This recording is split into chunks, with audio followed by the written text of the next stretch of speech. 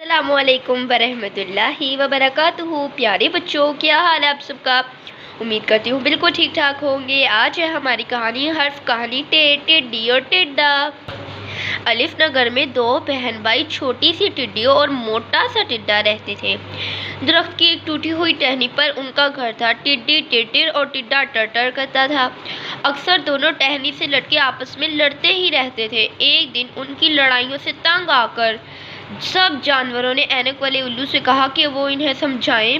اینک والا الو انہیں سمجھانے کے لیے درخت کی ٹہنی پر جا بیٹھا۔ دیکھو ٹڈی اور ٹڈے، تمہاری ٹر اور ٹر سن کر سب جانوروں کے کان پک گئے ہیں۔ آخر تم دونوں پیار محبت سے کیوں نہیں رہتے؟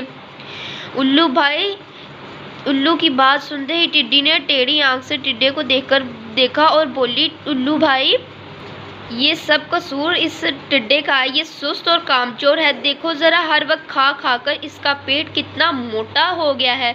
چھوٹی چھوٹی باتوں پر مار پیٹ کرتا ہے۔ اور یہ کہتے ہوئے اس کی آنکھوں سے ٹپ ٹپ آنسو گرنے لگے۔ الو بھائی، یہ جھوٹ بول رہی ہے، میں نے اس پر کبھی ہاتھ نہیں اٹھایا۔ ٹڈا ٹھٹکا کر اپنی ٹوپی ٹھیک کرتے ہوئے غصے سے بولا، دیکھو ہر وقت لڑتے رہنا اچھی بات نہیں۔ تم دونوں آپس میں صلح صفائی سے کیوں نہیں رہتے؟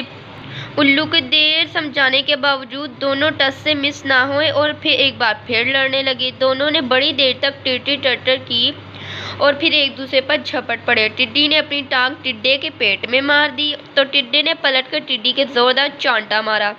لڑتے لڑتے ٹڈی کی ٹکر سے ٹڈی کی ٹانگ ٹوٹ گئی۔ ٹڈے نے ٹکر مار کر ٹڈے کی ناک پھوڑ دی۔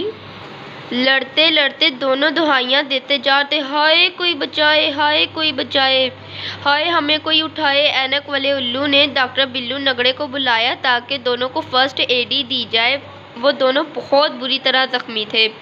آخر جانوروں کے بہت دیر سمجھانے پر ٹڈے اور ٹڈے کے درمیان ایک بار پھر صلح ہو گئی۔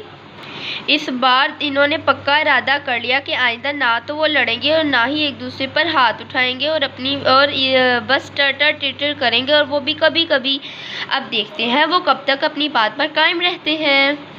تو پیارے بچوں، آپ لوگوں نے بھی ہر وقت لڑتے نہیں رہنا ٹڈی اور ٹڈے کی طرح، ٹھیک ہے؟ اللہ حافظ۔